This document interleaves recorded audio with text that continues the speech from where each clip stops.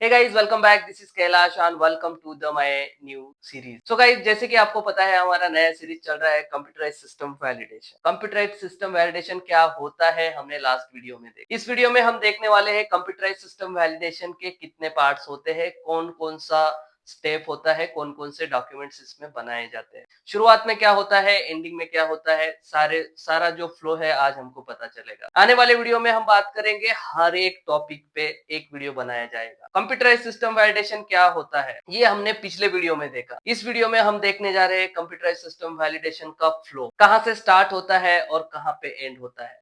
और आने वाले वीडियो में हम हर एक टॉपिक पे एक नया वीडियो बनाएंगे। और गाइज, वो वीडियो में आपको पूरा डेप्थ नॉलेज दिया जाएगा। क्या होता है मास्टर वैलिडेशन प्लान, क्या होता है इंस्टॉलेशन क्वालिफिकेशन, क्या होता है ऑपरेशनल क्वालिफिकेशन, क्या होती है परफॉर्मेंस क्वालिफिकेशन, कैसे बनाया जाता है ट्रेसेबिलिटी मैट, कैसे सिस्टम रिलीज किया जाता है, क्या होता है डीकमीशनिंग प्लान, क्या होता है सिस्टम रिलीज सर्टिफिकेट। सारी चीजें हर एक टॉपिक पे एक वीडियो बनेगा। आपको पूरा कंप्यूटराइज सिस्टम वैलिडेशन का नॉलेज यहाँ पे मिल सकता है। क्या होती है गाइडलाइंस, कौन सी गाइडलाइंस यूज करते हैं, गाइडलाइंस में क्या लिखा हुआ है, सारी चीजें हम ये पूरी सीरीज में कवर करने वाले। तो गाइस, चलिए टाइम वेस्ट नहीं करते हैं। आज की वीडियो में हम बात करने वाले हैं सीएसवी के कौन कौन से स्टेप होते हैं और क्यों मैंडेटरी है, और उनको शॉर्ट में डिस्कस भी करेंगे कि भाई क्या होता है एग्जैक्टली ये तो। और जैसे कि मैंने बताया, आने वाले वीडियोस में मैं आपको बताऊंगा कि एग्जैक्टली उस डॉक्यूमेंट में क्या बनाया जाता है। तो जैसे कि कंप्यूटराइज सिस्टम वैलिडेशन की अगर हम बात करें तो मैं यहाँ पे लिख देता हूँ computerize system validation, computerise system validation. So computerize system validation हमने सीएसवी, शॉर्ट में इसको सीएसवी बोल सकते हैं। तो भाई कंप्यूटराइज सिस्टम वैलिडेशन का फ्लो हम डिस्कस कर रहे हैं। तो पहले कौन सी चीज आती है? तो सबसे पहली चीज इसमें आती है, देखिए, प्रोक्यूरमेंट होता है, एसएटी होता है, एफएटी होता है, मतलब जो इक्विपमेंट चाहिए होता है, बिजनेस रिक्वायरमेंट आती है सबसे पहले। मैं यहाँ पे, ये सीएसवी का पार्ट नहीं है, लेकिन मैं जहां से स्टार्ट करने वाला हूं उसके पहले क्या होता है वो हम देख लेते हैं। तो सबसे पहले आती है बिजनेस रिक्वायरमेंट, ठीक है, बिजनेस रिक्वायरमेंट आती है। और फिर बिजनेस रिक्वायरमेंट के चलते वो करने के लिए क्या चीजें चाहिए, ये जो बिजनेस रिक्वायरमेंट आई है वो रिक्वायरमेंट को फुलफिल करने के लिए क्या चीजें चाहिए होती है। तो सबसे पहले जो है चाहिए होती है प्लेस, बिल्डिंग, जगह, आप कुछ भी बोल सकते हैं, बिल्डिंग, प्लेस और इंफ्रास्ट्रक्चर चाहिए। फिर क्या चाहिए, फिर दूसरा चाहिए वहां पे मैन पावर। मैन पावर के बाद में क्या चाहिए, इक्विपमेंट्स, इन शॉर्ट मशीन्स। फिर बाद में क्या चाहिए, अगर रिक्वायर्ड है तो ऑथोराइजेशन या लाइसेंस। ऑथोराइजेशन वो बिजनेस वहां पे करने के लिए, या फिर लाइसेंस, जो भी एप्लीकेबल है। तो ये सबसे पहली चीज होती है कि इतनी जो चीजें हैं चाहिए, जो प्रोडक्ट बिजनेस रिक्वायरमेंट है वो फुलफिल करने के लिए। ये इक्विपमेंट, मशीन, उसके साथ में आप रॉ मटेरियल जो चाहिए होगा वो भी लगता है। तो ये चीजें चाहिए होती है। तो ये बेसिक रिक्वायरमेंट जो है वो लगती है मैन्युफैक्चरिंग स्टार्ट करने के पहले। तो भाई, अब जब इक्विपमेंट्स की बारी आती है, जब इक्विपमेंट्स आने वाले होते हैं, तो उसको ये होने के बाद में ये लोग उनको प्रोक्यूरमेंट डिपार्टमेंट जो होता है वो प्रोक्यूर करता है। जब प्रोक्यूरमेंट चल रहा होता है, तो वो प्रोक्यूरमेंट जब चल रहा होता है तब दो चीजें होती है, एसएटी और एफएटी। एसएटी और एफएटी। तो एसएटी और एफएटी क्या होता है, एसएटी और एफएटी क्या होता है? एसएटी का मतलब होता है साइट एक्सेप्टेंस टेस्ट, और एफएटी का मतलब होता है फैक्ट्री एक्सेप्टेंस टेस्ट। तो ये एसएटी और एफएटी की जाती है जब फैक्ट्री में मशीन बन रही होती है।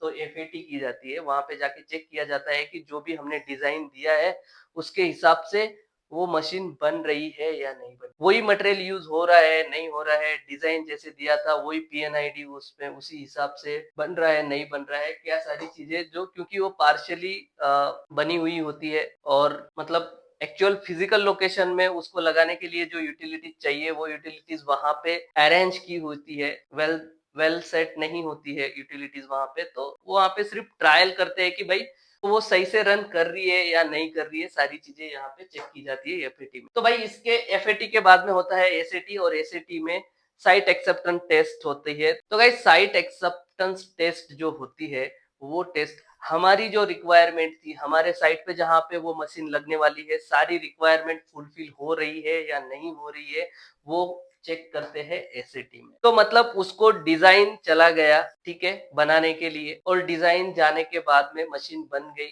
और फिर उसका जो है एफएटी एसएटी हो गया, और फिर वहां से मशीन जो है उसका जो लोकेशन है जहां पे उसको रन करने वाले हैं वहां पे वो मशीन लगाई जाती है, और वो जब वहां पे रख दी जाती है वहां से उसका सीएसवी स्टार्ट होता है। तो सीएसवी के लिए सबसे पहले जो डॉक्यूमेंट आता है, सबसे पहले जो डॉक्यूमेंट आता है सीएसवी के लिए, वो डॉक्यूमेंट से हम स्टार्ट करेंगे। उसको मैं एकदम शॉर्ट में आपको बताने वाला हूँ, वो डॉक्यूमेंट के हर मतलब शॉर्ट इंट्रोडक्शन दूंगा, और आने वाले हर वीडियो में, हर एक वीडियो में एक टॉपिक पे हम बात करेंगे कि उसमें एग्जैक्टली क्या किया जाता है। मेरे हिसाब से तो अगर हम सीएसवी की बात करें तो सबसे पहले तो अगर क्यूएमएस के थ्रू जाए तो कुछ डॉक्यूमेंट प्रोसीजर होती है, ये अभी हम डिस्कस नहीं करेंगे वो क्या होता है, लेकिन मैं बता रहा हूँ कि change control management, deviation management जो क्यूएमएस का पार्ट है, वो क्यूएमएस का पार्ट फार्मा में पहले आता, ठीक है, बाद में सारी चीजें होती है, basis on that change control बाकी सारी चीजें की जाती है। तो अभी के लिए हम सीएसवी का फ्लो देख रहे हैं, तो हम सिर्फ फार्मा और केमिकल इंडस्ट्री को ध्यान में रखते हुए नहीं देखेंगे, हम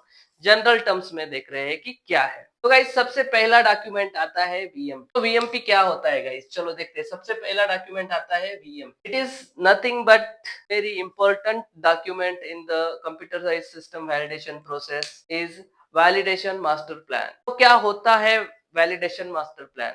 शॉर्ट में अगर बताऊं तो ये एक रोड मैप होता है जिसमें रेस्पॉन्सिबिलिटी, स्कोप, टेस्ट, ये सारी चीजें दी हुई होती है। इसी के हिसाब से पूरा सीएसवी हो जाता है, कौन किसके लिए रिस्पॉन्सिबल है, कौन सी टेस्ट होने वाली है और कितना टाइम लगने वाला है, क्या स्कोप है, सारी चीजें वैलिडेशन मास्टर प्लान में दी जाती है। तो ये पहला डॉक्यूमेंट हो गया। तो गाइस दूसरा डॉक्यूमेंट क्या होता है, दूसरी टेस्ट क्या होती है, दूसरा डॉक्यूमेंट क्या बनता है आफ्टर वैलिडेशन मास्टर प्लान? दूसरा डॉक्यूमेंट बनता है यूजर रिक्वायरमेंट स्पेसिफिकेशन, यूआरएस। तो यूआरएस क्या होता है, अगर मैं शॉर्टकट में आपको बोलना चाहूं तो ये एक बेसलाइन रिक्वायरमेंट होती है यूजर की। वो जो यूजर होता है वो उसकी रिक्वायरमेंट उसमें बताई जाती है कि मुझे ऐसा मशीन चाहिए जो ऐसा कर दे। So design and testing, basic design and testing URS में कवर की जाती है, टेक्निकल पैरामीटर्स कवर किए जाते हैं। तो सारी डिटेल्स में हम आने वाले वीडियो में देखने वाले गाइस। बेसिक आप समझ लीजिए कि यूआरएस जो होता है एक बेसिक बेसलाइन यूजर का रिक्वायरमेंट इसमें लिखा हुआ होता है। ओके, सो गाइस हम चलेंगे थर्ड डॉक्यूमेंट में। तो गाइस थर्ड डॉक्यूमेंट क्या होता है? एज एंड व्हेन रिक्वायर्ड, ये सारी चीजें किस पे डिपेंड होती है, कौन से गाइडलाइन पे डिपेंड होती है, कौन से कैटेगरी के बेस पे सेलेक्ट की जाती है, सारी चीजें हम देखने वाले हैं। लेकिन पहले आप हमको फ्लो जान लेना बहुत जरूरी है। यूआरएस होता है, इसके बाद में आता है गाइज एफआरएस। तो गाइज एफआरएस क्या होता है? FRS is nothing but the functional requirement specification. तो फंक्शनल रिक्वायरमेंट स्पेसिफिकेशन को अगर हमें शॉर्टकट में बताना है कि भाई ये एफआरएस क्या होता है, तो हम कैसे बताएं? तो गाइज ये डॉक्यूमेंट में जो होता है गैप फुलफिल किए जाते हैं, जो यूजर का रिक्वायरमेंट है और जो सिस्टम डिजाइन हो रहा है वो चेक किया जाता है। सो गाइज एफआरएस क्या होता है? Guys FRS is nothing but it bridges the gap between user needs and the system design. Fourth document क्या आता है? सो गाइज फोर्थ डॉक्यूमेंट आता है रिस्क असेसमेंट, और you can say FRA, functional risk assessment, और you can say risk assessment only. तो इसको अगर एक लाइन में बताना चाहें हम कि भाई ये रिस्क असेसमेंट क्या होती है, तो गाइज अगर मैं आपको एक लाइन में बताना चाहूँ कि FRA क्या होता है, तो गाइज यहाँ पे FRA में फोकस किया जाता है कि ये वैलिडेशन प्रोसेस में इन FRA क्या होता है? FRA में इन FRA focuses on the validation efforts where they exactly matter most. जहां पे बहुत ज्यादा जरूरत है, जहां पे बहुत बड़ी रिस्क इवेल्युएट की, जहां पे बहुत ज्यादा बड़ी रिस्क दिख रही है, वहां पे ज्यादा फोकस किया जाता है वैलिडेशन एफर्ट्स में। जहां पे वैलिडेशन, जब ये वैलिडेशन एक्टिविटी चल रही होती है तो कहाँ पे ज्यादा फोकस करना है, कहाँ पे मेजर रिस्क कहाँ पे आइडेंटिफाई हुआ है और उसको कैसे मिटिगेट कर सकते हैं, कैसे उसको एलिमिनेट कर सकते हैं, इस पे ज्यादा एफर्ट्स लगाए जाते हैं, उस पे ज्यादा फोकस करना पड़ता है और वही चीज एफआरए में डिफाइन की जाती है और मिटिगेट भी की जाती है, एलिमिनेट भी की जाती है। नेक्स्ट डॉक्यूमेंट कौन सा आएगा guys? Think about it, next document क्या आएगा? सो गाइज नेक्स्ट डॉक्यूमेंट क्या आता है? नेक्स्ट डॉक्यूमेंट आता है गाइज, 5th नंबर पे हम बात करेंगे। नेक्स्ट डॉक्यूमेंट आता है DQ, it's a design qualification. Okay, तो डिजाइन क्वालिफिकेशन में क्या किया जाता है? डिजाइन क्वालिफिकेशन में क्या किया जाता है, अगर इन शॉर्ट में हमको समझना है कि डिजाइन क्वालिफिकेशन क्या है तो हाउ वी कैन अंडरस्टैंड, तो मैं आपको सिंपल एक लाइन में बता देता हूं कि भाई जो यूआरएस और एफआरएस का रिक्वायरमेंट है वो फुलफिल हो रहा है कि नहीं हो रहा है, वो डीक्यू में चेक किया जाता है। मतलब जो डिजाइन है, सिस्टम का जो डिजाइन है, वो डिजाइन यूआरएस और एफआरएस फंक्शनल रिक्वायरमेंट स्पेसिफिकेशन क्या था और यूजर रिक्वायरमेंट स्पेसिफिकेशन क्या था, ये दोनों चीजें यहाँ पे अलाइन हो रही है कि नहीं हो रही है सिस्टम के साथ में, वो डिजाइन क्वालिफिकेशन में चेक किया जाता है। So guys, design qualification ensures that system, proposed system is robust and compliant before the implementation। इसके बाद में क्या आता है गाइज? इसके बाद में क्या आता है? 6 स्टेप क्या है? 6 डॉक्यूमेंट कौन सा है? तो गाइज 6 डॉक्यूमेंट हमारा आता है कॉन्फ़िगरेशन स्पेसिफिकेशन। तो कॉन्फ़िगरेशन स्पेसिफिकेशन में क्या होता है? कॉन्फ़िगरेशन स्पेसिफिकेशन में क्या होता है? तो गाइज यहाँ पे इसको बोलते हैं CS, configuration, configuration, configuration specification, specification. तो guys next document CS, configuration specification. Configuration specification में सिस्टम का सेटअप चेक किया जाता है कि वो कंसिस्टेंसी और रिप्रोड्यूसिबिलिटी के हिसाब से कंप्लायंट है या नहीं है। इन शॉर्ट अगर मैं बोलूं भाई कि सीएस कॉन्फ़िगरेशन स्पेसिफिकेशन क्या है, तो कॉन्फ़िगरेशन स्पेसिफिकेशन में जो सिस्टम सेटअप है, सिस्टम का सेटअप है, वो कंसिस्टेंट और रिप्रोड्यूसिबल मैनर में है कि नहीं है, वो चेक किया जाता है। और इसके बाद में आता है इंस्टॉलेशन क्वालिफिकेशन। इसके बाद में आता है इंस्टॉलेशन क्वालिफिकेशन। इंस्टॉलेशन क्वालिफिकेशन, यहाँ से टेस्ट स्टार्ट होती है।